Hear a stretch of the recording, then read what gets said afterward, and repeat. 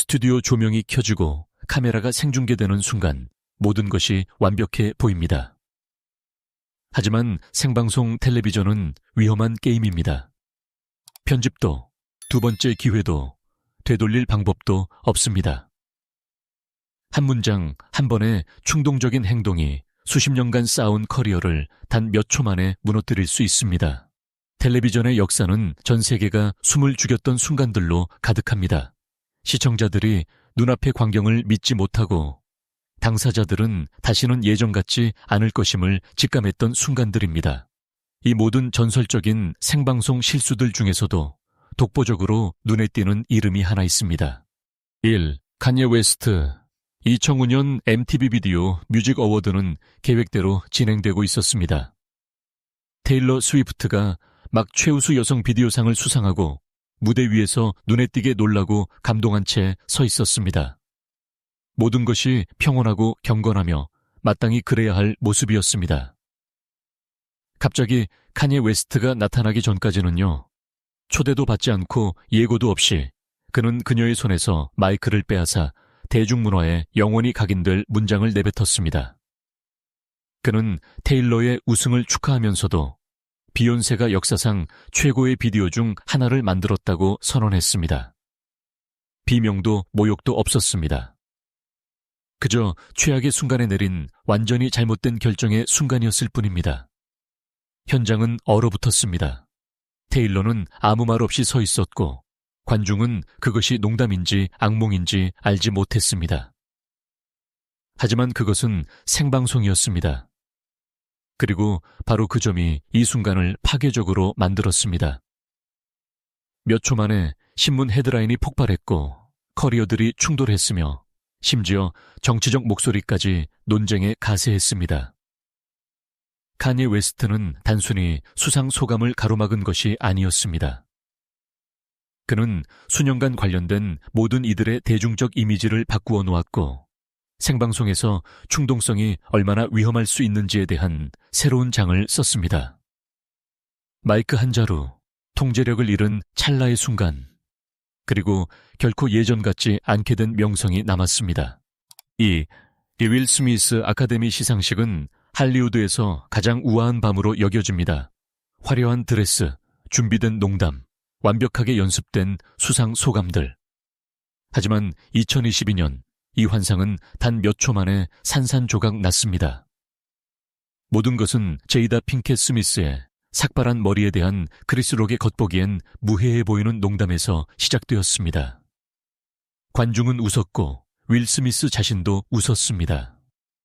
짧고 위험한 순간 동안 모든 것이 정상처럼 보였습니다. 그러다 윌 스미스가 일어났습니다. 그는 마치 계획된 스케치 코미디의 일부인 것처럼 천천히 무대로 다가갔습니다. 하지만 뒤이어 일어난 일은 실제였습니다. 식장 안에 울려 퍼지고 전 세계를 휩쓴 커다란 타격음이었습니다. 돌비 극장은 침묵에 빠졌습니다. 화면 앞의 수백만 시청자들은 자신들이 역사적인 순간을 목격한 것인지 아니면 집단적인 오해인지 자문했습니다. 하지만 자리로 돌아온 윌 스미스는 그것이 농담이 아니었음을 분명히 했습니다. 크리스 록을 향한 그의 분노에 찬 타협 없는 경고는 의심의 여지를 남기지 않았습니다. 그것은 가장 순수한 형태의 생방송이었습니다. 아이러니한 상황은 불과 몇 분 후에 일어났습니다. 윌 스미스는 나무주연상을 수상했습니다. 커리어의 정점이 되었어야 할 순간은 이 폭발로 인해 영원히 빛이 발했습니다. 승리 대신 불쾌함이 남았고 박수 대신 할리우드를 오랫동안 점유한 논쟁이 남았습니다. 한 번의 충동적인 순간이면 결점 없는 저녁을 전 세계의 대화거리로 바꾸기에 충분했습니다. 오스카는 불멸의 존재가 되었지만 누구도 원치 않았던 이유 때문이었습니다. 생방송은 잊지 않습니다. 인터넷도 마찬가지입니다. 3. 마이크 타이슨과 생방송 인터뷰를 하는 것은 언제나 위험 부담이 컸습니다. 은퇴 후에도 그의 존재감은 여전히 위압적이었고 인내심은 짧았으며 솔직함은 잔인할 정도로 직설적이었습니다. 하지만 2002년에 한 생방송 인터뷰에서 겉보기에 무해한 질문이 얼마나 빨리 통제불능이 될 수 있는지가 드러났습니다. 진행자는 링 위에서의 타이슨의 공격성, 분노, 통제와 규율에 대해 이야기하고 싶어 했습니다. 적어도 서류상으로는 논리적인 질문이었습니다. 하지만 타이슨에게 그것은 도화선이었습니다. 그는 망설임 없이 언어적으로 폭발했습니다. 욕설, 위협, 선정적인 생각들이 여과 없이 대중에게 쏟아졌습니다.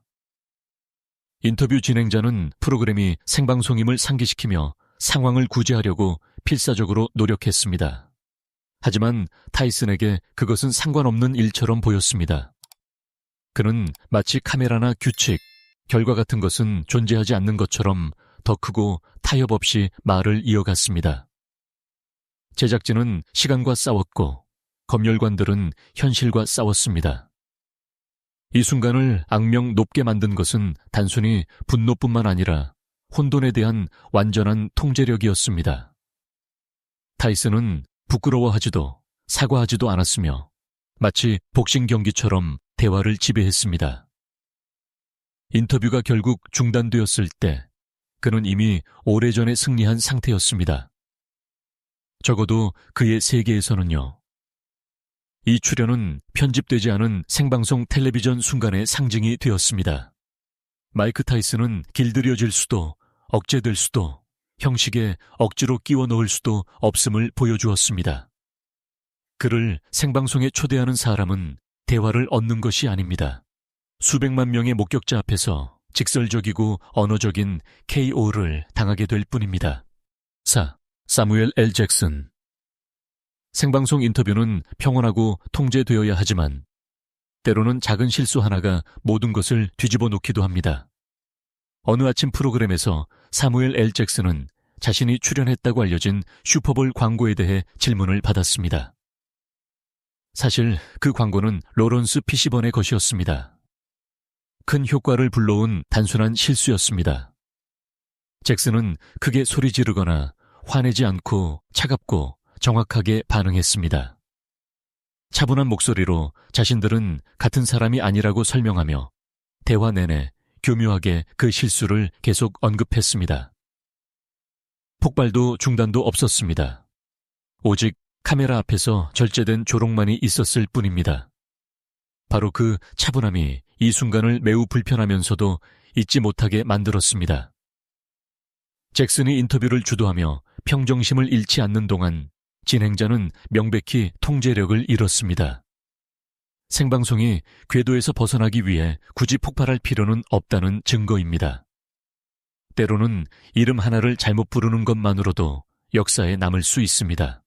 오지 벤 애플렉 정치 토크쇼에서 차분한 토론으로 시작된 것이 벤 애플렉에게는 몇 분 만에 개인적인 투쟁으로 변했습니다.